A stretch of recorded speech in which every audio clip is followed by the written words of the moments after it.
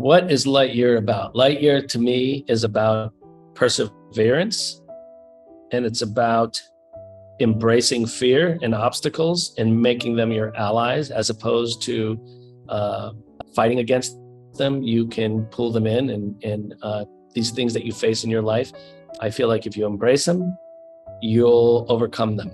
And if you run from them, they'll overcome you. And to me, Lightyear is about learning how to take what you're afraid of and run with it and become successful with that fear. Music is always there to tell you sort of the subtext of what's happening in a scene. Music is there to support the emotional side of a story.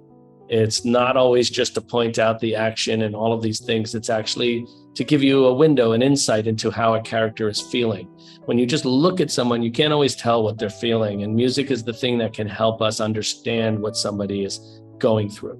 Without the presence of music in a film, an audience can get lost into what's happening. And so music is there to support that emotional content, to help you empathize and understand what characters are going through. And you don't want to go too hard with it or push too hard. It's sometimes you only need one simple little idea to get a point across, but it's about evaluating a particular moment in a particular character's life and seeing what you can do to help support that so the audience understands. Explaining my long-standing relationship with Pixar, I suppose the best way to look at it is it's like, you know, those friends you have when you're a kid and you grow up with those friends and you share the most intense moments growing up. You share everything you love about all the nerdy things that are in your life, whether it's, the Muppets or Star Wars, it doesn't even matter. It's all of these things. And it is sort of a grown-up version of that. You get to experience that just pure love and joy for the things you're creating in a way that when you were a kid, you enjoyed sort of consuming Star Trek and consuming the Twilight Zone, all of these things, like the fun you had, loving the things you loved as a kid. That's what it's like working with Pixar. And that's why I love it so much. Yeah. Pixar's relationship to storytelling is I guess the best way to describe it is it's about always going for the truth and the honesty in a particular moment. Many animated films are there to tell the joke and nothing but the joke. And Pixar refuses to sacrifice the truth behind a story, the actual feelings that characters have.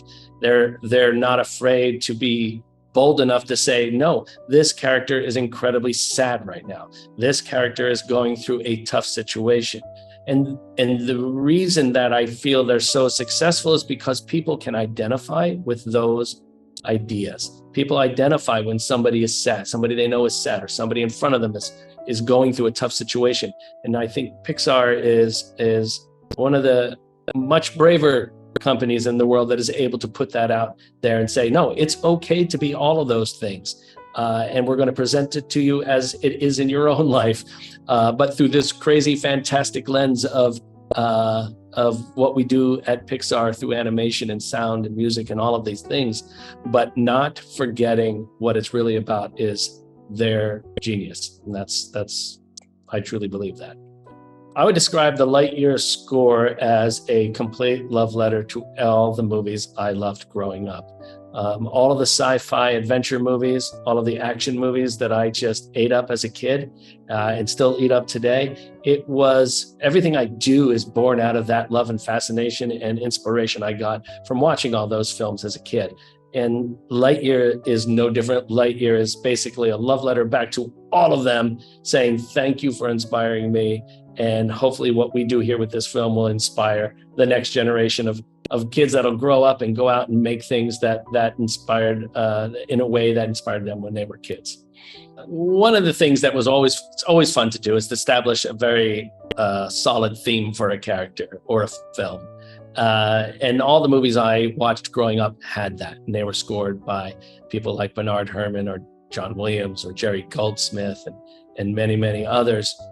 They all developed these themes and this music that became a character in the film itself. And I was drawn to that immensely growing up. So for me, I wanted to do the same for this movie, was to create themes for Buzz and for Zurg and for Izzy, and have them be characters themselves in the movie that could help tell what the characters are doing, what they're thinking, what they're feeling. All my favorite movies you can relive in your head by just listening to the score. So the goal for me was to kind of deliver something that if you listen to, you could relive that movie, you could hear that story in your head without even seeing the pictures. That to me was the goal on this, because that's what I loved as a kid. Well, my probably favorite connection to Toy Story, I did get to work on 2 Toy Story shorts, Toy Story of Terror and Toy Story That Time Forgot, which were both so fun to do. But my favorite thing actually doesn't necessarily involve Toy Story itself, but it does involve Randy Newman. And Randy, I found out through my agent, he called and said, hey, I want to get in touch with Michael. He just wanted to tell me how much he loved Lost and how much he loved the music in Lost. And I thought, oh my God, like, I remember when he did that, I was like floored, because Randy is a hero to me, and especially the work he's done in the Toy Story world, which is incredible and beyond iconic. Like, to have that sort of validation from someone who I respect and love so much, that was sort of the biggest thing that came out of all of this for me. So it was just that connection to Randy Newman, and then over the years getting to know him and respect him as I do. It's just that was one of the coolest things for sure.